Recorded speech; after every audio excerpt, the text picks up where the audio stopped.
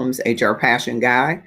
And we are live on LinkedIn Live, and through Restream, we are also live on YouTube events, Twitch TV, and on our Facebook pages. So wherever you are around the world, if you will drop in the comments where you are and what the temperature is like where you are. I am on the northwest side of Detroit, and I'm hoping for more warm weather, but it looks like it's in the 50s to stay. And so we will hopefully have some reports from around the world of better temperatures. I was hoping for an Indian summer. It has not quite happened here yet. Tag someone and share this information so that you will have other folks join us, and drop in the comments, what is your passion? What is your purpose? And how has your passion and or purpose been impacted during this pandemic? Drop that in the comments wherever you are, just checking in across platforms, and drop in the comments wherever you are. What is your passion, or what is your purpose? What fuels you? What brings meaning to your life, more than just to yourself, but to those around you, to the work of those around you? What's your purpose? What's your passion? What's your impact? And how has that been impacted by the pandemic? Drop that in the comments wherever you are. I see folks that are joining us on LinkedIn. Drop your names in the comment, your passion and purpose, and drop the temperature where you are, wherever you might be around the world. Just checking out on YouTube events. See that we have some folks joining there, as well as folks that are now joining us on the Love and Stuff page. Thank you so much. If you will just drop in the comments where you are and what the temperature is like there. We have a special guest who I will be bringing in momentarily, who's going to talk to us about his passions, plural, and where he derives purpose, and how that purpose and passion has been ignited or impacted by the pandemic. And so first, I just want to hear from you. If you'll drop in the comments as I see that folks are joining. I'm going to look across platforms. Thank you so much for joining. Drop in the comments where you are and what the temperature is like there. And then tell us, what is your passion? What is your purpose? And how have your passion and or purpose, if you see those as different, how have they been impacted by this pandemic that we are all pressing through? We're all living through, right? Everybody is impacted in some regard. And so I'm very interested to hear from you directly. How has your passion been impacted? Thank you so much. I see Marilyn Hamilton has joined us on the Love and Stuff community from our Gratefulness Journey Everyday community. Thank you so much. And just want to give you a second to drop in the comments wherever you are. If you're out west, it's 9 in the morning there. And so you might just be shaking off the grog. But whatever is going on, or if you're across seas from our YouTube community, just drop in the comments where you are and what the temperature is like. Angelique Ellis says, Michigan, and you said it's in the 50s. My passion, purpose, and impact is to be willing to do that which the Lord, there must be more coming to that. All right, Eric Powers joined us. So folks are coming in. I'm going to bring in our guest, who is, I call it a serialpreneur, entrepreneur, in a couple of different areas. And you're going to hear more about his passion and how he is pivoting with his passion in the pandemic. Welcome to our LinkedIn Live platform that's streaming on other platforms. Our Passion Friday guest for today, November 13th, is Jamal Roberts. Thank you, sir, for joining us. You're welcome. Thank you for having me. I'm so glad to have you. And I want to first ask you, I think I know the answer to this question, but our viewers might want to know, what would you say is your passion, or passions plural? What's your passion? My, number one passion is I love to work with the youth, and particularly youth in my community, African American youth. I believe that if we take more of an opportunity to at least try to do our best to give a positive impact to the youth in our community, that's our biggest direct connection to building a better world, because it really starts with our young ones. If we can get them on a positive path, then our future is secure. But if we neglect to, do our best with, helping with the youth, then that's when we might be in for a rough ride down the road. Okay. I love it that you love to work with youth. I get the opportunity, Jamal, to work with youth, or used to, with music in the church. But your work with youth is primarily around aquatics. Is that correct? Yes, that is correct. So tell us, because all of these years, I should be embarrassed to say this, knowing people like Jamal Roberts and Gary Uh-oh. Peterson and Mike Williams, I don't know how to swim. Oh man. That So shouldn't be the case. it should not be the case. I'm embarrassed to say that the recreation department is one of my true loves. I believe they're one of the unsung heroes in our community. Yes. And it's the place where you emanate from as well. It's how I know who Yes. you are and your great work. But I must admit, all of those times that I came to demos when you were hiring lifeguards and those things, I was standing away from the pool. I knew that fell in that you all would have me, but I need to learn how to swim. But I am amazed over the years at the number of young people that have gone through that program, Hmm. through swimming.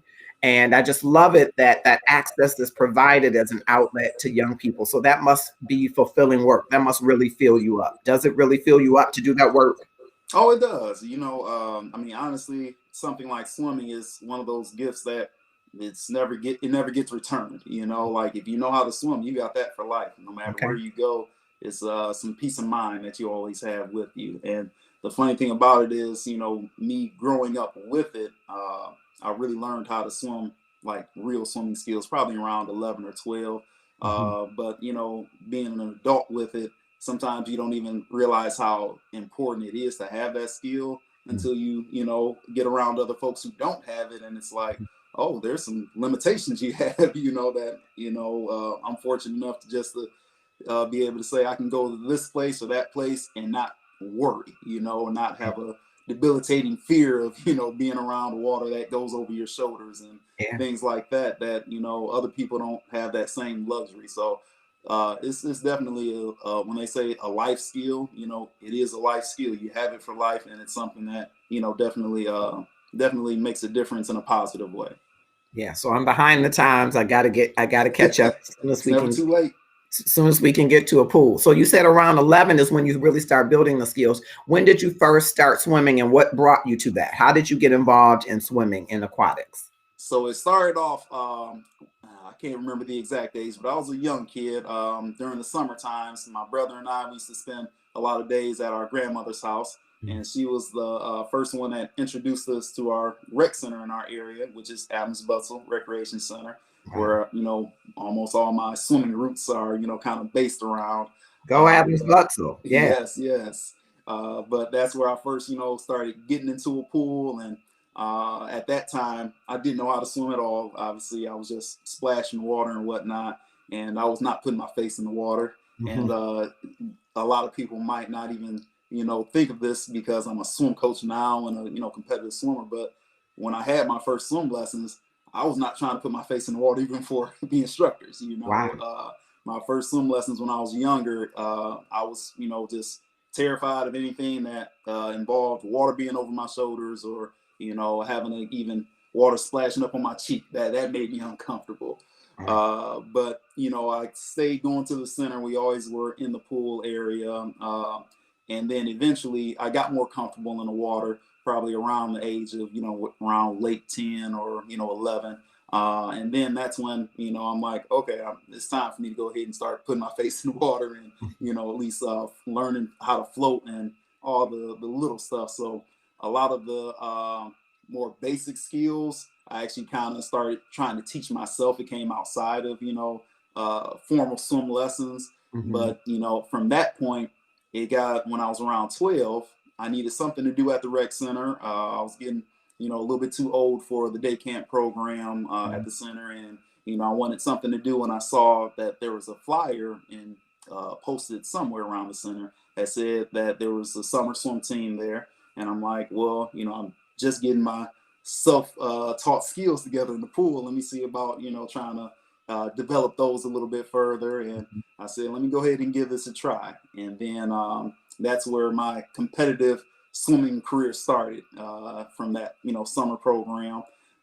During that time, it was just me kind of learning to do the practices. I got to the point where I was able to swim up and down the pool without stopping, and that was an accomplishment at that time because even when I considered myself knowing how to swim from what I taught myself, we all know that there's a total difference between what you think you know how to do versus once you actually, get into an environment where it's more on a professional level, so to speak.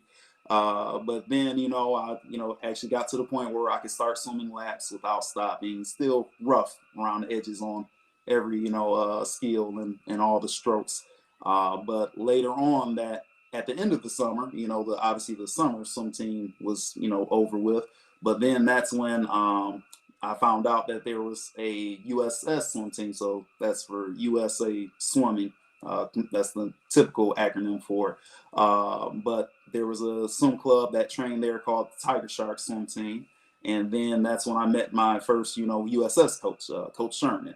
Mm. And then I took it from just learning to swim and just doing the bare, minimum of getting up and down the pool to, okay, now we're going to real competitions to go against, other clubs outside of just the city, and getting to actually see the sport on a higher level. So that's where I got into the competitive realm, and I enjoyed it. I'm gonna tell you that swimming is, if for those who don't know, swimming is one of the toughest sports you're ever going to come across. If not the toughest No, from a physical before you tell me standpoint. why, because I'm very interested to hear why you say it's the toughest.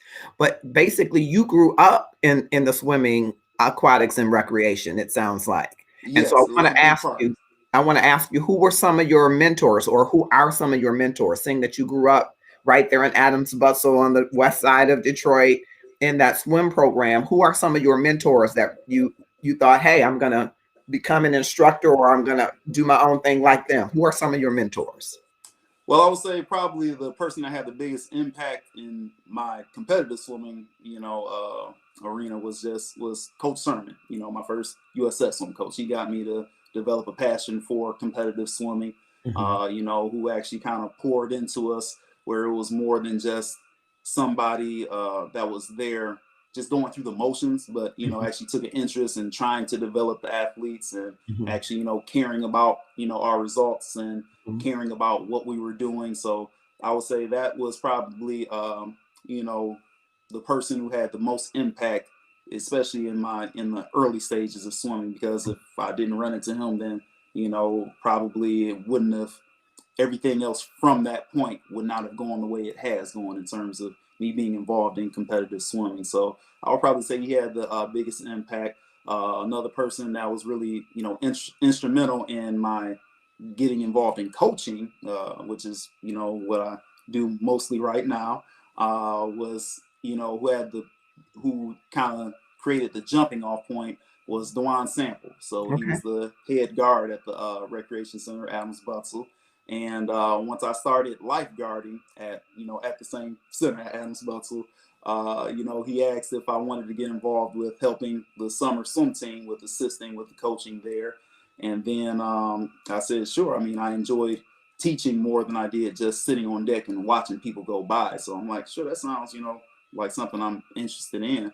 But then once I got involved with it, and then I saw that, there was impact that I was able to have with some of the athletes that I was working with, it kind of like pulled me in a little bit further. Because one thing that caught me off guard was that I was able to have an impact in terms of getting other kids to want to take it more seriously, and they were responding in a positive way to my instruction. And it threw me off because I was still young at the time. I was only like 16 going on 17, and a lot of the athletes that I were working with, they weren't that much younger than I was, Mhm. so there wasn't like a huge age gap. But the idea that I was able to still have an impact kind of made me feel as if this is something that's probably necessary, something that I kind of need to do. Because if I'm able to do it, it almost feels like it would be a shame not to do it. Because I feel that especially a lot of children in our community, there's a lot of times that they don't always have people that take an interest in working with them, and trying to develop them in a positive way. A lot of times, adults, whether they do it knowingly or unknowingly, they can look at our children as a burden rather than an opportunity. Yeah. With like, oh, I don't like working with children, it's hard and this and that. And the thing about it is, yeah, it's tough. Yeah, children, they can get on your nerves, and sometimes you got to deal with attitudes and bad behaviors and everything. But it's not like any of us were any different, Right. and it's Yeah. and it's not like that's not part of the growing process. But obviously, there needs to be someone there that's going to help guide, our youth. And if everybody that is in a position to do it says, I don't want to do it, then that's how our children end up not having the guidance that they need, Yeah. So So, so you were 16 and you were coaching and swimming competitively, correct? yes, And yes. so what were you learning? Can you go back to that place maybe in your mind? What were you learning then about life lessons? Looking back now, what did you learn about discipline or other things in life lessons? I mean, 16 and having that responsibility, like you said, for coaching younger athletes, what lessons were you starting to learn about um, discipline and building your craft? From that point, it became, it makes you actually look at what you're doing differently once you start working with, younger children, athletes, or any situation where you have a level of responsibility. You start to monitor what you're doing more closely, So that was one thing that when I was 17, going on 18, because I'm a summer baby, I'm August 2nd, so I'm always going around those times, and I was actually working with the children in the center.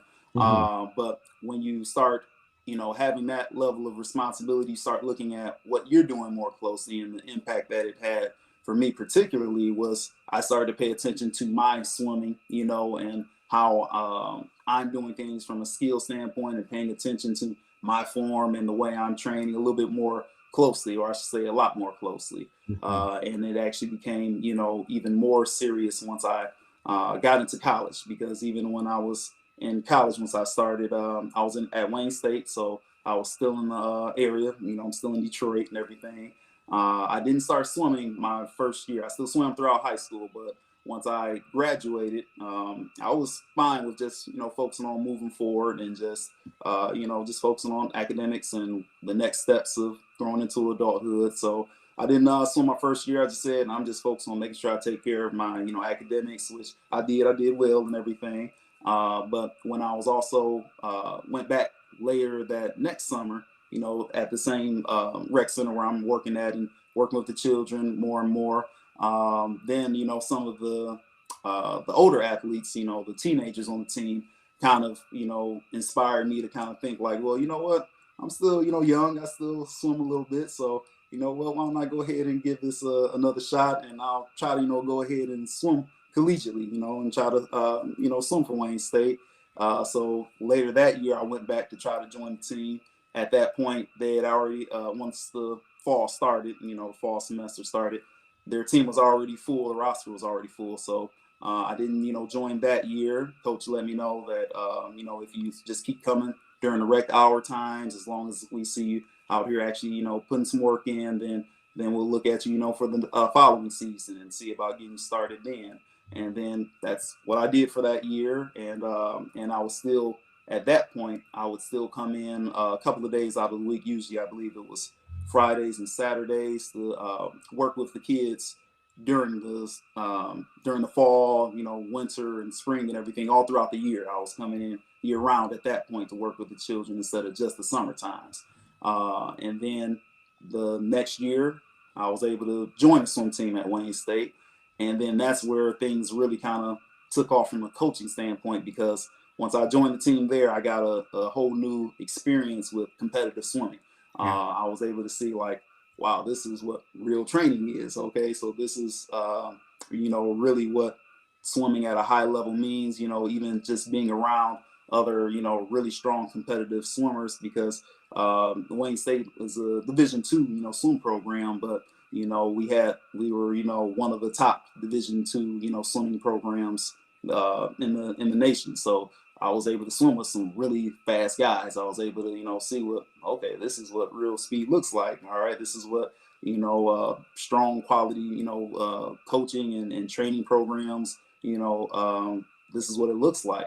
So then that really kind of shaped what I do with working with the children I work with, because I'm big into, I was always brought up with whatever you do a good job of it. You want to do it well. You have high standards. You don't want to settle for less than what you're capable of. So at that point, I said, well, you know what? I want to make sure that when I'm working with these kids, I have a whole new perspective on what kind of level of training I want to provide them with, so that no matter what, once they get to a certain level, they can say they were properly prepared to succeed at that level, and not that, oh, I wish I had somebody that taught me this, or I wish I had somebody that trained me that way. And that became my whole mindset, was to make sure that I pushed the children as much as I could, obviously within reason. I'm not a maniac that some of my athletes might beg to differ, but nevertheless, it's trying to get them to compete at the highest level possible, just so that they have the opportunity.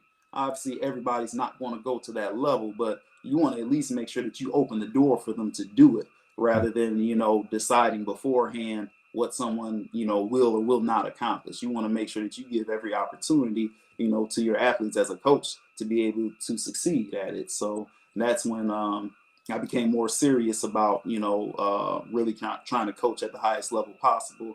And that's where I actually started to focus on, okay, maybe I want to get into running my own swim program and starting that up. And I started first within the recreation department, try to get a program going at first at Northwest Activity Center. That's when they first reopened the pool back up under the under Detroit City leadership, in the recreation department, I should say. And then, but things didn't necessarily work out the best for having the competitive swim program there. So eventually, I ended up, moving my program over to Wayne State. I was able to rent the pool out there for our first, I would say, year and a half of me starting my own swim program, which is Razor Aquatics. And So we so before started we there. go, before we go in there, we're going to take a quick little break. Okay. We're talking with Jamal Roberts, who is a serialpreneur, as you're hearing, for Razor Aquatics and JkAmaze Photography. We're going to take a small break. And when we come back, I do want to talk to you. First, you mentioned earlier about it being hard, swimming being hard. So I want to talk a little bit more about that. And then I want to talk about what made you take this leap in leaving the recreation department, which must have been comfortable, at least to some degree, and venturing out on your own. Because I think it's important for other people who are pursuing their passion and purpose to hear your story as to your reasons as to why you jumped out. We'll be right back. All right. Welcome to Powerful Money Tools LLC. At Powerful Money Tools, we are here to prepare for your future. We want to talk about financial freedom. Financial freedom is budgeting, credit building, and also financial education. So, once again, welcome to Powerful Money Tools LLC. We can't wait to help you in your financial future.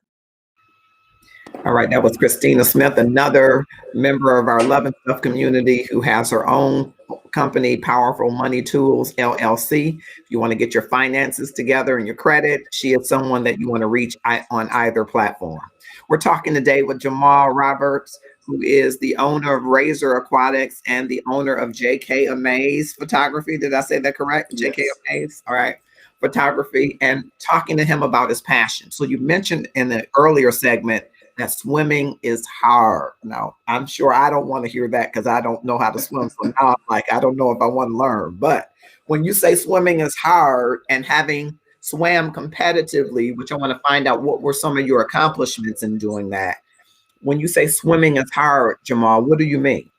I mean, it's physically demanding, from a physical standpoint, the amount of almost torture that you put your body through in order to train, in order to compete. It's immense. It's very intense. And swimming is a sport that uses so many muscles that you typically don't use in other sports, all your little minor muscles and whatnot. And it's funny, like, if you're not a competitive swimmer and say you get into your first like training session where you're actually swimming hard and not just leisurely, the next day when you wake up, the pain that you'll feel and the soreness will come from all kind of areas where it's like, how is this even sore? What is that that's hurting right now? It's just, it has that effect on you. And just the training process to become, not even just proficient, but to be competitive in the sport, it's tough. The amount of laps you have to put in, just the work ethic that's involved in competitive swimming, it's grueling. On And top so of is the, that is Mhm. that every day that you have to swim every day? Do you have a certain number of laps every day? Is it 5 days, 7 days? Give us more a sense of when you say grueling. Is it that it's every day and you're swimming to improve your form and your speed? What are you doing? Now there's a wide range. Now, what that in terms of how often that you come and you train, that really depends on your goals. Okay. Some people, they're not looking to go to the Olympics. Some people are not looking to swim collegiately or even at the high school level. They might be just okay with just okay, I'll just go to a few competitions here and there and just show off that I know how to swim. Mhm. So if you're just looking to do it more on a fun basis, then sure you might be able to get by with just coming a few days a week, for hour, couple of hours or so. But to be honest, you won't be fast. You won't be really good at the sport. If you're going to be good at swimming, it's going to involve at a certain point, and it also depends on your age, because it's not like you train a 6-year-old the same way you would a 20-year-old. Okay. So there are obviously levels involved in the development process. But Mhm. when it gets to you being a serious competitive swimmer, then you are talking about showing up to practice, 5 to 6 days a week. If you're really going for it, 7 days a week, you get into the point where you're training, multiple times a day. Whether it be, like for example, when I was swimming collegiately, and I was in the sprinting group, so that's the group where you train, a little bit less in terms of yardage. But we were still, coming to practice. We get up early in the morning. We had our 6 a.m. to 7:30, morning practice. We were coming back in the afternoons. I believe it was from maybe 12 to 2 or 12:30 to 2:30, and then we go and do weightlifting right afterwards. So we're doing that for another hour. So on a lot of days, we're training for 5 hours, plus just training time, and a lot of it is very grueling and intense, and will definitely be demanding on you. And not every day do you do doubles, and not every day is okay. We're gonna beat you up as bad as we can in the pool today. So there are days that are less intense than others, but the entire process of being a serious competitive swimmer is very it's very it's intense. Yeah. And even for someone who's not looking to compete on a high level, just a single training session as a swimmer is tough, Wow. and that depends on all. Obviously, there are other factors that come into play as to what team you're training with, or what the focus of that team is, and what distance group you train in, and everything. But just in general, overall, swimming is a tough sport, and every time you go in there and you compete, even if it's a short distance race, even if you're a sprinter and you're just doing a 50-yard race that's done around 20 seconds if you're really fast, at the end of that race, your body is still it's in disarray. Like, it's demanding you give it everything that you have. So Wow. it's a tough sport. Yeah, and I've noticed over the years that recreation had a number of teams to swim, or maybe teams that practice at the rec centers would travel around the country. So, have you competed in those types of events around the country? Tell us a little bit more about your accomplishments in some of the competitive uh, circles. Sure. So when I was swimming for the Tiger Sharks swim team at Adams Butzel, that was my club program. Even through high school, we did go to different competitions around the country. So there were a couple of major meets that were held every year. One was in Washington D.C., which they still hold, the Black History swim meet, where you get a chance for Black swimmers. A lot of times you might be one of the few persons of color on deck wherever you go at a competition. Wow. Now, one unique thing about being at Adams Butzel and growing up with that swim, program, was that we were a Black swim program, but that isn't common, But most of the places we went to, we were pretty much the only Black swimmers that we saw, Wow. So like a swim meet that such as that one, they had another one that was pretty popular at the time in Atlanta. that we used to go to. Then later on, they also did another similar type of meet, which is still going on today. Well, still going on currently in North Carolina, where basically you get, kids that are, from that you get a chance to swim at a major competition, where you get a chance to see a bunch of other, black kids that swim as well, and black swimmers, not just kids, teenagers, even adults. So we did, participate in those kind of meets. We swam at the USS swim meets around our state.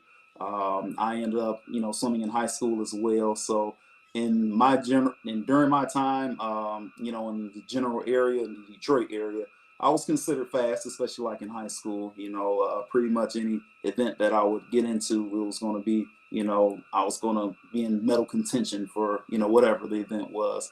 But I can definitely say that swimming in the city of Detroit has gotten a lot faster since my time with it. With the development of the club programs in the city.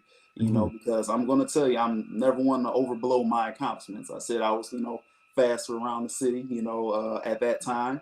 Once I started swimming at Wayne State, then I saw that there's levels to the sport. Let's put it that way. And there it was a matter of like, okay, so I see there's a lot of work for me to do to really, kind of be competitive. But, at that point, I would say that my time at Wayne State was so much more important. The experience of being able to swim competitively was a lot more important for me than winning medals or getting any type of placements, because just being able, like I said earlier, to be able to swim and see what real fast swimming looks like, even being able to travel with that program and go to like Florida for our winter training trips, and just to go to different states to swim against other teams in our league, and just having that experience alone, and just the experience of being a competitive swimmer at the collegiate level, and what that did for me in terms of developing my coaching, which I don't know if I mentioned it earlier, but at the time I was swimming at Wayne State, I was still coaching the entire time. Okay. So I was doing both, but that was really important, for me. Yeah, and it sounds like both your experience through the recreation clubs or programs and at Wayne State were eye-opening. You mentioned that you would go swimming and there would not be as many other Black swimmers. So what was that like to you, going to the various places and saying, "Oh, it's not as many Black swimmers"? Because here in Detroit, I would think, the kids see Black swimmers all the time, but then you go other places and it's not the same. So what was your reaction going to some of those places? Now, when I was a club swimmer, I'm going to tell you, just be totally honest, it didn't make much of a difference for me since I was on a Black team. So, I was, around my friends. The only thing I was paying attention to was what we were doing, and we were having conversations with them. I mean, we knew we were standing out and everything, but it was pretty much more of a matter of kind of, me being in my own world. I was always comfortable in that realm, having been a part of a Black team growing up. But I can say once I got, obviously to college, then things are a lot different. Even on my team, my first year, I was the only Black swimmer on the team. So, that was a much different experience. And at swim meets, typically I was, the only Black, swimmer, or maybe there might be, a few others, on deck, but there wasn't, I take that back. I don't think I was the only Black swimmer. But nevertheless, it was still, there was only a handful that you would see just in our surroundings. So it was definitely different, but at that point I was already grown, so it didn't, I didn't have a bad experience with it. And plus, my particular team, we had a very international type of vibe anyway. We had, swimmers from all parts of the, world on our team, from Sweden and Brazil, and, all over the place. I mean, we had, a very, diverse experience anyway. So, and I'm comfortable around people anyway. I grew up, pretty much in Detroit. So I'm around Black people my entire life, but even still, it wasn't hard, not being, when I got away from being around totally Black spaces, I wasn't uncomfortable in it. I'm still able to operate and be myself. I don't never felt the need to change who I am to fit in a certain, position. And I think that sometimes can be an obstacle for some people, where if they're, outside of their, traditional elements, or if they're outside of, their usual environment, then they feel that maybe there's a lot of changing they have to do to fit in. Whereas Mhm. I've always been, comfortable in my own skin, no matter what, where I'm going to be myself wherever I am. So that was never that much of an issue. And my particular team we had a lot of great, people on that team, so my experience was not an uncomfortable one. Okay. Now, with that being said, though, I want to make sure that because I always talk from mine, I'm an honest person, but I also have to, speak on what I know from other folks, because I've been in, the sport a while, and even once I've gotten into coaching and being able to talk to other people, that's not the same experience that every, black swimmer has. And Okay. now, once again, I came from a black team growing up, but a lot of other black swimmers, they are typically the only, black swimmer, or one of only a few on their teams, as they're growing up before they get to college, throughout their entire, swim careers. And there's a lot of stories of uncomfortable situations and uncomfortable environments that a lot of, black swimmers do face. And, there are, unfortunately, still to this day, still negative environments when it comes to, black athletes in competitive swimming. Yeah. And I do come across those experiences, whether it be from parents, not even just my club, even parents that I've met that belong to other clubs, what they've talked about their experiences with their swim teams, what their children have had to go through, what they've had to go through themselves personally, even sometimes uncomfortable situations, or negative environments that have been in pool stands, in the crowds, and comments that you hear out of left field, from a person sitting two people over, and Mm. things like that. So don't let me for a second make you think that the job of of embracing diversity in the sport is done. It Yeah. certainly isn't. Yeah. And I just want to make sure that I make that part very clear, because there's been a lot of progress, because even to this day, you'll see a lot more, black swimmers involved in the sport, especially even around, this state. I can say, not this past summer, a couple of summers ago, when we had our, long course state championships, it was, really, it was a relief for me, and really inspiring, because it wasn't that you were just seeing, more black kids at the state level, meaning that they qualified, for the state championship meet. Quite a few of them from my team in particular. But then there are other, black swimmers from, just other teams around Michigan. You see them there, so that's one thing. But then the fact that we were able to see, okay, it's not even just more black swimmers here.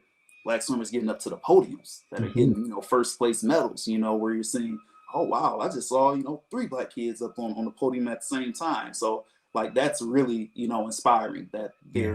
there's a lot more growth that's coming to the sport from a diversity standpoint. But once again, there's still things that we have yet to accomplish. I mean, things will never be perfect, but there's still more work that should be done and needs to be done. Yeah. And speaking of more work that should be done and needs to be done, at some point you decided that you wanted to strike out on your own and create Razor Aquatics. Why did you do that? What were you considering at that time? And are you happy that you made that choice? All right, now when I went out to start Razor Aquatics, when I wanted to start my own team, just in general, when I wanted to be the head coach of my own program, I Mhm. believe I was 20, I want to say, at that time. I was just getting done with like my second or third year of actually being with the Adams Butler program, like full time with the rec department. Being there pretty much all the time, assisting with the program. But I wanted to start my own program, just for the simple fact of, I explained earlier, once I started swimming collegiately, there was just kind of a shift in mindset in the level of coaching that I wanted to provide athletes with. and in terms of just trying to make sure that I prepared them the best that I could, I thought that it would be necessary for me to start my own program where that could be the focus. And Where did it you was, think at that time that you were going to be preparing competition level swimmers, Olympic level swimmers? What was your thinking then? Oh, the goal was always to get, kids, like even right now, it's always to have that opportunity to be able to coach some Olympians, down the road. And obviously, nobody has to go to the Olympics for you to be successful at what you do, but you want to have the opportunity to obviously develop athletes enough where you get athletes that are competing on a very high level. Okay. You want them to be able to go to, not just qualify for states, but to, be able to win there. You want them to not just be able to qualify for high level competitions, whether it's zones or nationals. You want them to be there and be competitive. You want them to be in winning contention. So Mhm. that was always my mindset, and I Okay. felt that I would be able to accomplish that a little bit better if I started a program where that was literally the focus. Mhm. And then of course, when you're first starting something out, and then especially at that time being very young, because I was starting my own program at 20. Didn't get Razor Aquatics USS certified until I think I was 21 when we became a USS certified team. And what Um, does that mean? Just for our that viewing audience, that so what that does means that oh yeah, I gotta explain. So that was when I was no longer part of the recreation department. So okay? that's when I had my own program that was certified as a certified swim club, independent of the recreation department that I was just working with. So Okay. that's Being what it meant. 20, Jamal, and tracking out and getting your own certification, were you nervous? Did you have any fear around it? What was your thoughts once you got to that? I need to break away and be certified for my own club. What was your thought? There's a combination of things going. I can't say that I can't say I was nervous. I wasn't nervous. Of course, when you're starting something out like that, you definitely there's going to be some nerves. Okay. There was a sense of kind of overwhelming optimism that I had, though.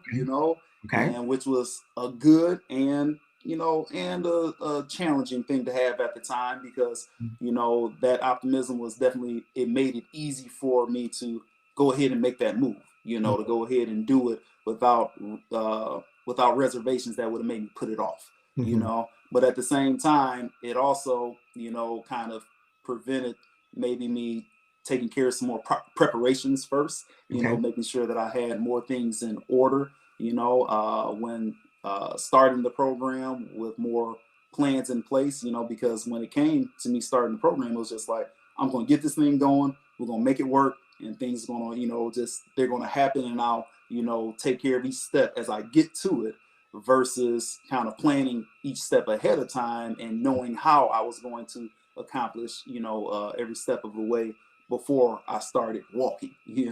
So it was a good and a challenging thing, because in the early stages of the program, we did not, it was not a success story. Let's put it that way. It wasn't like we just got off the ground and just had everything, going in full swing, and we're just producing champions left and right. No matter, even from the beginning stages, I did still have fast swimmers. I did have fast kids, but running the program itself was truly tough, because even though by the time I started running my own program, I did switch my major to business administration. I was going into business, but I didn't have any business skills or business sense at the time. So and starting a swim program, it's not just a club, it's not just a team, it's a business too. Yeah. And not having the proper preparations in that department created a lot of challenges, down the road. A lot of personal money spent to keep the thing going, where we stayed red for a very long time, Mhm. deep red at that. Mhm. And then just even understanding the process of, okay, like, yes, you have a program. Now it's not just a matter of build it and they will come. Until you have something to show for what you built, people Mhm. aren't just going to come. You got to go out there and get the folks, Mhm. So that was a challenge in and of itself, just making sure that I was able to get athletes to be a part of the program, attracting them. And then there was the other aspect of keeping those families there. So even once you get, swimmers, because in the early stages, I would have families that would come in, but I would also have families that were leaving out at the same pace. So basically, there's no growth if you've got, a few people that stay, but then you have other people that are leaving out as quickly as they're coming. So there was that stagnation for a while, and then trying to balance running the business when you didn't prepare it properly in the beginning stages, and still trying to focus all on coaching, doing those two things simultaneously. And at the time, I was still in college, at that time, and and swimming competitively. That was, made for a tough environment, Yeah. So in the beginning Sounds like stages, it would have built your discipline, and you learned from the school of hard knocks, though yeah. it might have been a steep learning curve, but probably some great lessons to your discipline to stick to your purpose. I think you probably built some great resilience in you. Would you Oh say? yeah, definitely. Trust me, if I didn't have resilience, I would have quit a long, long time ago. Yeah.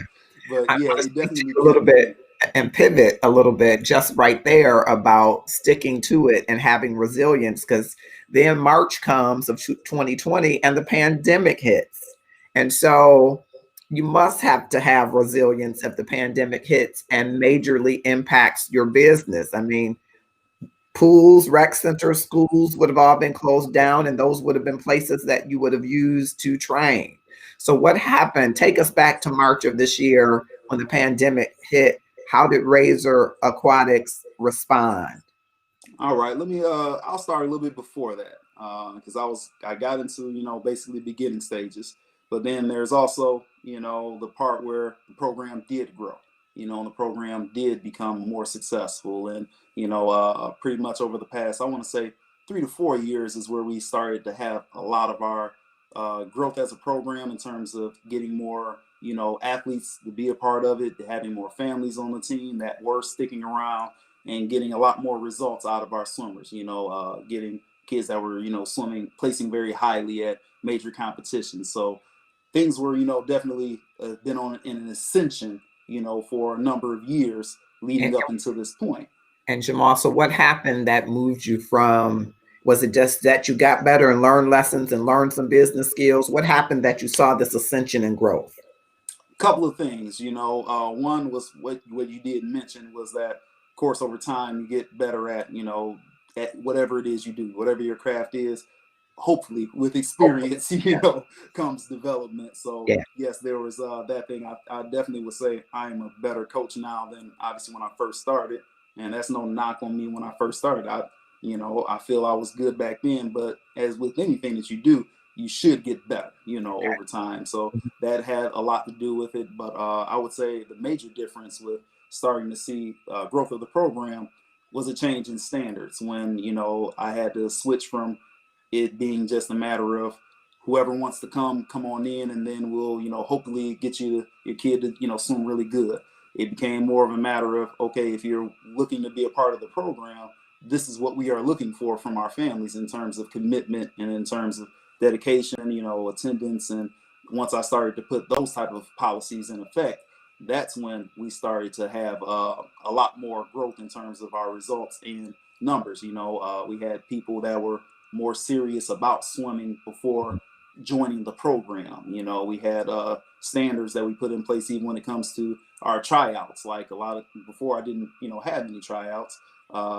We still don't require that children have a strong swimming skill set to join, because we're still about getting more African American kids to join competitive swimming. So we don't need this kind of backwards to expect them to already be good swimmers before joining the program. But we did start doing like fitness tests to at least measure some level of athletic readiness to be a part of the program. And those kind of things made a huge difference, because we started to get families that were more serious about the program. We started to get athletes with a little bit more athletic ability to start off with, and then their results would come a bit faster. So then parents could see that, okay, my child might actually be able to do something really good in the sport. So they will stick around, and then if you're sticking around, of course, good things are going to happen if you got dedication and you put time into it.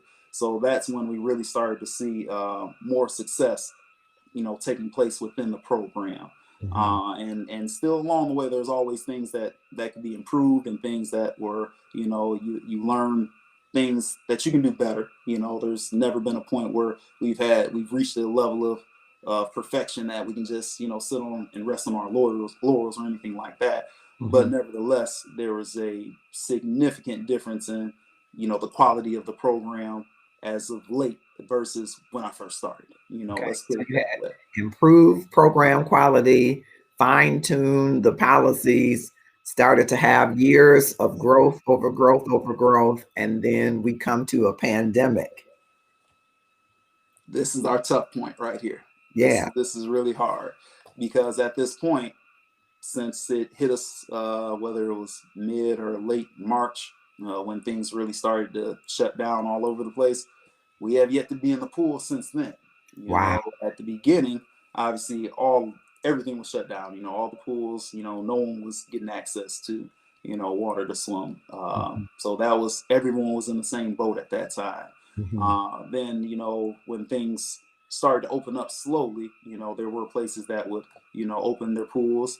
However, the facilities that we use still were not available to us. Mm. So we still were and still aren't even right now. I've been following up left and right, trying to see when there might be a decision about allowing us to get back into the program with social distancing measures in place and with with safety measures going into the training protocol, so that way we can make it a safer environment to swim in. But we still haven't gotten the go ahead, the okay from our facilities. And even as I try to find other places to swim, it's a tough spot that we're in, because we're not the only ones who are without our facilities. There's a lot of places that, where people aren't able to train. And then you've got to add the other part of running programs with social distancing measures in place. So you can't have, all of your kids on deck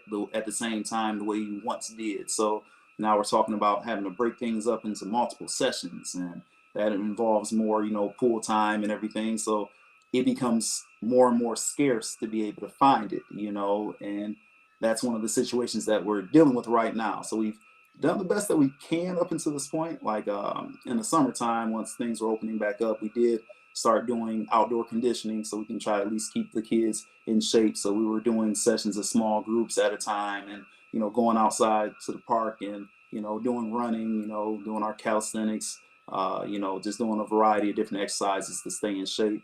Even a few of our swimmers are still toughing it out right now, even with the weather changes, and doing some of that right now, although it's a very small amount at this point. Mhm. But that's what we've been able to do up until this point. So right now, the best we can do is just really kind of hoping and keep our minds open to some positive things happening, some more beneficial decisions being made, in our favor in terms of allowing us to get back into the pool. Um, so that's where we are right now, is just kind of hoping for the best, but we don't have a solid word, or we don't know when things are going to change. It'd be different if we just had a set date. Well, you're going to be out of the pool until such and such time. But it's a matter of most places just don't know yet. And this is obviously something that's the world has never experienced, at least in recent generations. So it's hard for people, or it's hard for a lot of organizations to plan for it. Well, there was no plan for it, but just to kind of go through the process and to do it in an effective way. It's just like everybody's doing the best that they can, based off of what they know. Mhm. It just so happens that in the present circumstances that we're in right now, it's just tough. We're out of the pool. It's hard. I'm not gonna lie. It's hard not having been coaching on deck and talking about months and months and months. Yeah. So basically, the program shut down, and you pivoted in some regard to photography. Tell us about that. Had you um, been inclined to photography before this point? I did, so I'll start for those who don't know how I even got into, doing photography. It started maybe about 4 years back, I want to say, maybe going on 5 or so. I just got tired of getting, bad looking pictures off of my, cell phone. So I just said, well, let me go ahead and get a camera. and I'll go up to Best Buy, get me a point and shoot, and let me spend a few $100s on it. Maybe I'll get something good, and then I'll come back and start getting some better pictures. And then lo and behold, the pictures still sucked. they were like, this isn't what I was looking for. So then at that point, it was a matter of, okay, I actually have to learn what type of equipment I need to be able to get the kind of shots I'm looking for. And then even in that process of understanding, the type of equipment needs that I had that were important, I had to learn photography itself. I had to learn the basics of it. I had to learn how to use, a camera manually. Most of us are, unless you're, have a professional photography background, we have the tendency of, point it, click the button, and the camera does all the work. We're in auto mode or whatever. But that doesn't work on a professional level, not with consistency if you want good results. So I had to learn photography. Then I started to, just kind of study it more, put it into practice. I had to invest in, photography is not cheap, by the way, if you're doing it on a good level, on a high level. So I had to start investing in high level equipment, and that over time of practicing and developing my skill set as a photographer, and improving and building upon my my equipment stash, or whatever you want to call it, lenses and bodies and everything like that. I got better at it, definitely got better images, and I'm like, wow, these are pretty good. But then also went in from just doing action photography of my swimmers and at competitions and at training sessions. I would also take it to when we had like team events, so doing pictures of whether we're went out bowling or whether it's at an awards banquet, things like that, doing pictures there. So then that kind of was a segue into doing some portrait work. So then that's when I started to learn about, okay, I got to learn about lighting. I have to learn another aspect of photography there. And then I would do things for once again the swim team in terms of like doing roster photos and just kind of athlete pictures just for the family pictures and whatnot. So that kind of translated into just doing more than just, okay, I'm using this just for the pool. So and then just having that equipment with me, I would start taking pictures outside of just the swim world, and then I'm like, well, I'm going on a trip someplace, or if I'm just going someplace where I might get some good photos, let me take my camera with me and get to shooting. And then over time I developed kind of like an affinity for the camera. I like taking pictures. I enjoyed it. And I would say a little over a year ago, I kind of made it up in my mind that down the road I do want to do this on a professional level. And once again, this is not as a replacement, to my heart is in coaching, my running razor aquatics, that's my thing. But I did say, well, you know what? I also want to, get into doing photography on a professional level as well. So I noticed that the quality of my work had, reached a point where, it couldn't be denied that I'm doing professional grade work, and I would look at some of the images that I saw from other professional photographers, and then every here and there I'd be like, man, I could do way better than that, I'm like, so I said, so there's no reason for me not to be doing it. I got to go out here and start doing this.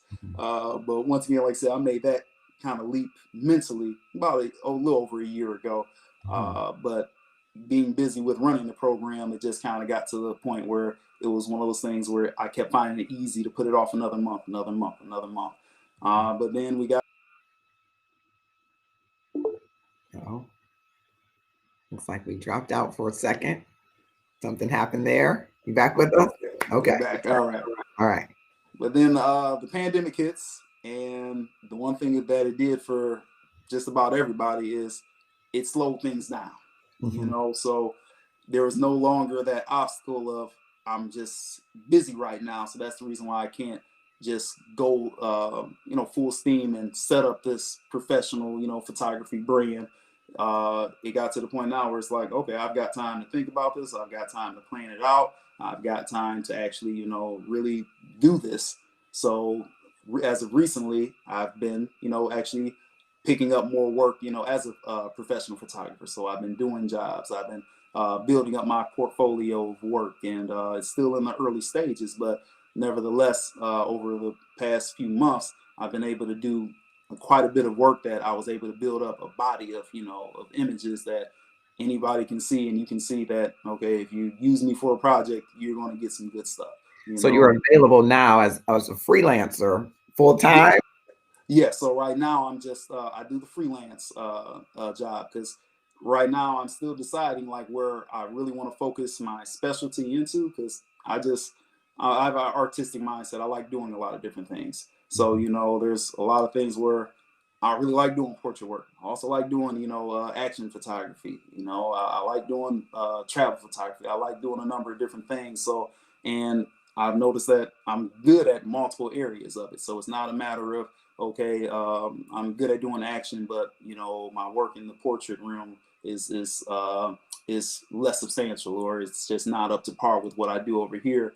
I can do good in a number of different areas when it comes to photography. So I go ahead and do those things, and that's where I am right now with the brand, where I'm available for freelance work, and I've actually been building up a little bit of traction. I'm like I said, I just got started where I made the decision. I'm doing this as a professional, where I have up my website. I'm getting my pages up. We're talking about a matter of weeks that I've been doing this and really going out after it. But at this point, it's fun because I'm getting these new experiences with going places with my camera, and meeting people, and just getting different experiences just through the use of my lens of my body. But I'm really enjoying the process so far, and I can see that there are things that I can do with it even down the road, and just even connections that can be built from it. So I really like the camera. And just a little bit to elaborate a little bit further, is just that once you get into doing it on a serious level, you find out how much artistry is involved in photography. And I grew up as an artist, so like I took art classes up until I was about 17. I was pretty good at drawing, painting. I did all kinds of things, and I was good at it and everything. But even back then, before I was doing anything with the camera, I never looked at photography as being like a serious art form. But once you actually start doing it, it's like, no, there's a whole lot more that goes into it than a lot of people think. It's just point the camera somewhere and just press the shutter button. But it's so much deeper than that, in terms of creating a great final image, and creating it on purpose.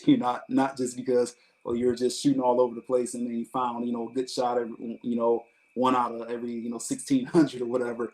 But just the process of composing and just setting up the shots, planning it, and then the after side of just processing the images to make sure that they pop exactly like you want them to, and just making sure that you whether it's cleaning things up or enhancing parts of the image. Like you shoot the button, the camera takes the picture, but as a photographer, you're creating the images. You don't create the subjects, but you do create the final images. And there's there's a feeling that goes with it, where when you get done and you see a final image that just looks really nice, and you're like, man, that's nice, and yeah, I did that. It's like, it didn't just happen by accident. Yeah. We're going to take a quick break, Jamal, and when we come back, I want to ask you what's next on the horizon for you, and I want for you to look into the camera and talk to people about pivoting from between your passions when something like a pandemic happens.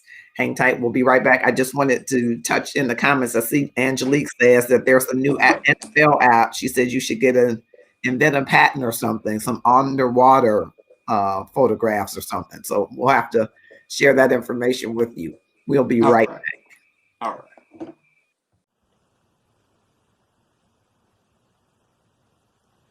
Hello, I am Taft Cleveland, a healthcare planner at Smith Group.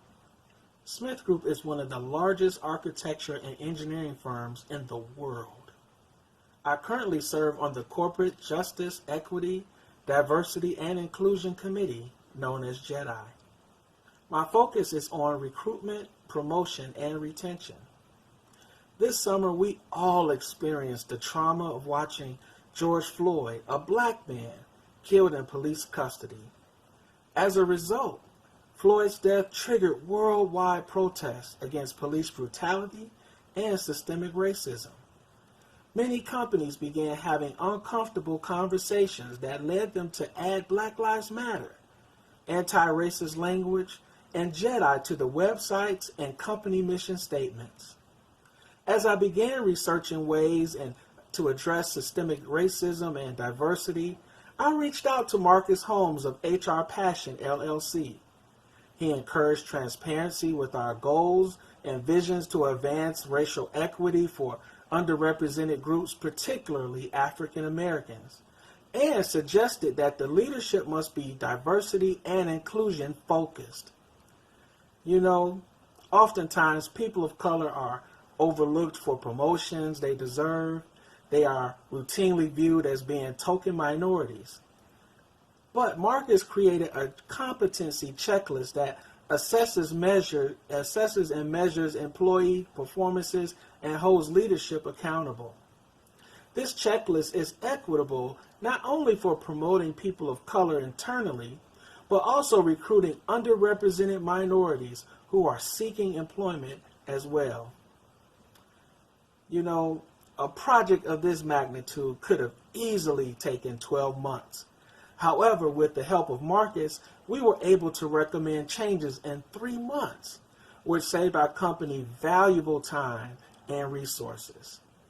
In these uncertain times, I highly recommend HR Passion LLC for building strategies and practices that broaden the talents of Black, Indigenous, and other people of color.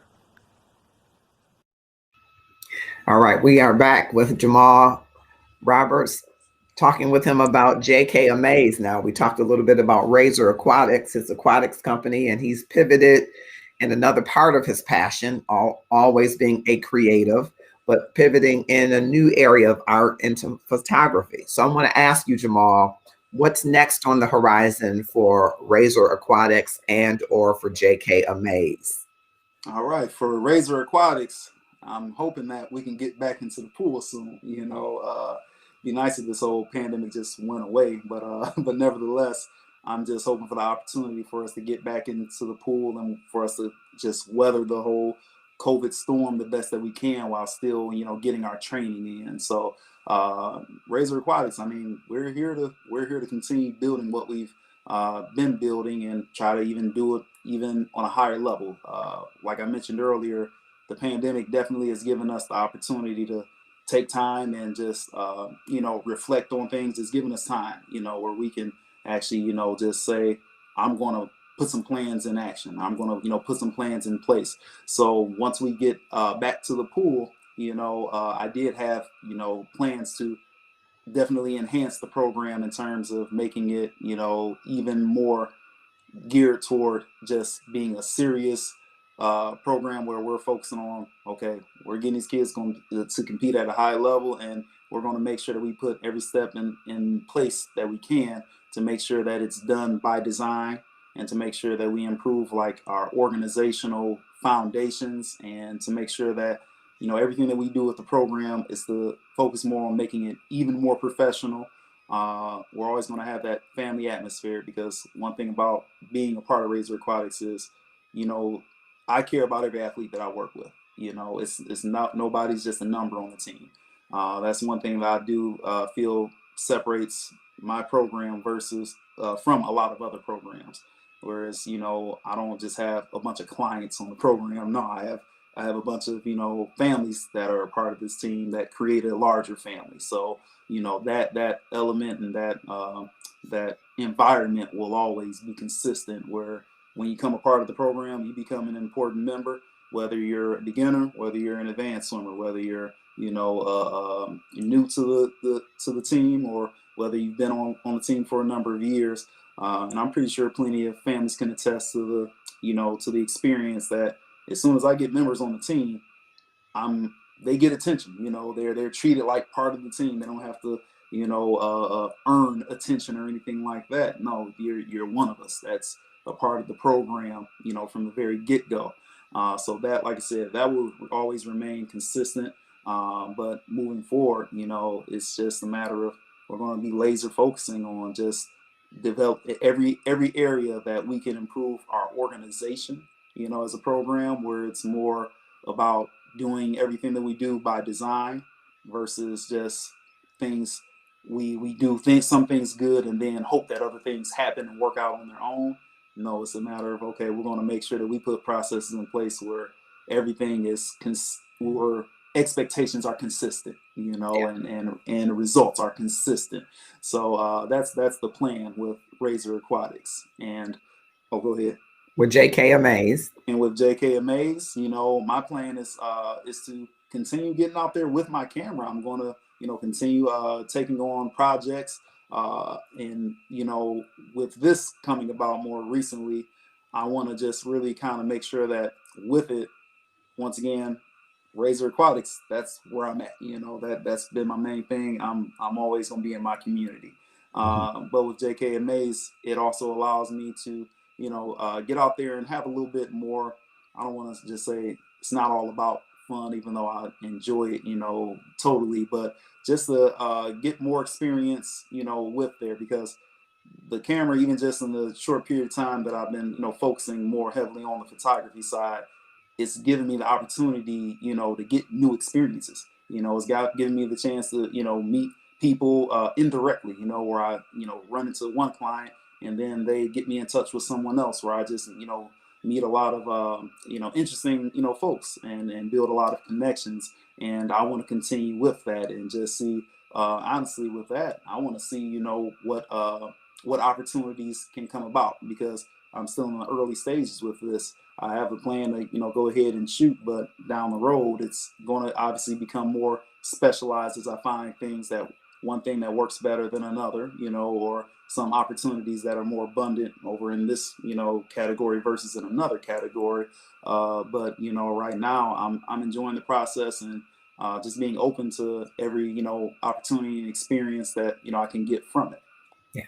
And as we prepare to close, just look into the camera and I want you to speak to other people whose passion or passions have been impacted by the pandemic. What word of advice or encouragement would you give to him or her? Well, encouragement that I can give is this: no matter what you're doing, whatever your passion is, and no matter how badly it's been affected by this pandemic, is that, there's that saying, tough times don't last, but tough people do. That's what you have to live by with this, because at the end of the day, giving up isn't an option. Not if you're going to succeed at anything. No matter what, in every avenue of life or every, profession, every career path, there's always been struggles by anybody that's made it to the top. They've had to go through challenges. They've had to go through times, a lot of times we see the end result and just think that there was, a straight path there. That's not the case.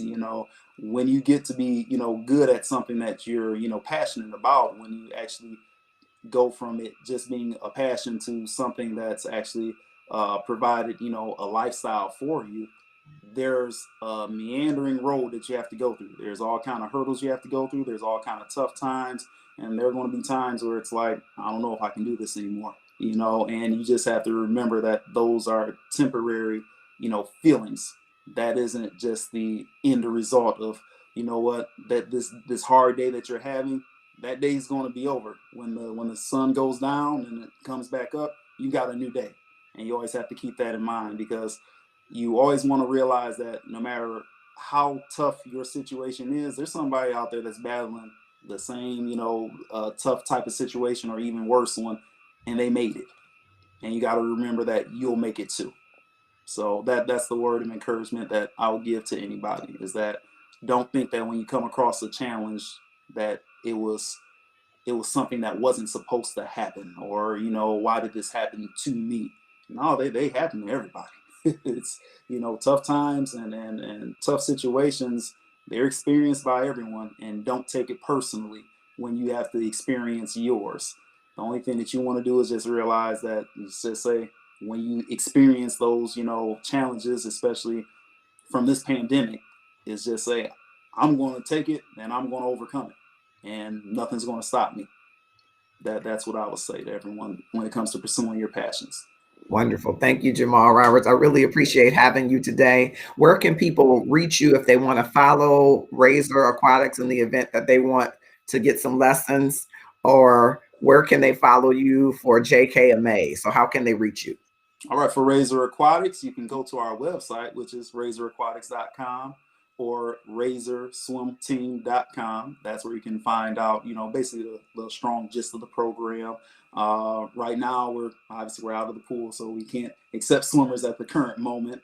So we're still waiting for some positive results where we can start bringing more members onto the team. But you can find out about our program through the website. You can also find our Facebook page at Razor Aquatics. If you're on Facebook, you can find our Instagram page at Razor Aquatics on Instagram as well. For JkAmaze, you can go to JkAmaze.com. That'll give you just over rundown, just a brief preview of what I do with my camera and everything, and how you can get in touch with me if you're looking for a job, a project for me to take care of. And you can also go to, I just recently started an Instagram page for JkAmaze, and it's at JkAmaze Photography. And you can find us on Instagram there. We also have a Facebook page where it's just at JkAmaze for Facebook as well. And those are the main ways that you can, get a hold of the projects that I'm working on right now. Yeah, and you are on LinkedIn as Jamal Roberts. I just set up my account today. I believe I'm Jamal Roberts on there. If not, it's J Roberts, because I think I used my Google, sign in for that. So I'm new to LinkedIn, so I believe you can find me under Jamal Roberts, though, if you're looking. So that's where you can find me on LinkedIn. Well, welcome to LinkedIn, and thank you for being here on Passion Fridays. Jamal Roberts, owner and creator of Razor Aquatics and JkAmaze. Thank you so much for being with us today. No problem. Thank you for having me. So we had someone who is passionate, has passions, right? And has pivoted in those passions. And the hope is that, just like Jamal Roberts, that whatever your passion is or passions are, if they are impacted by pandemic or pandemic-like situations, that you will be the tough people that he talked about, that are resilient through tough times and tough situations, that whatever your passion is and your purpose is, it will endure these tough times if you stick with it. I'm Marcus Holmes, HR Passion Guy. This has been Passion Fridays. You can follow me here on LinkedIn, on Twitch TV, YouTube events, or on Facebook. Share your comments and share this content widely with others who might need just a boost in keeping their passion and purpose going forward. Have a grateful day and weekend.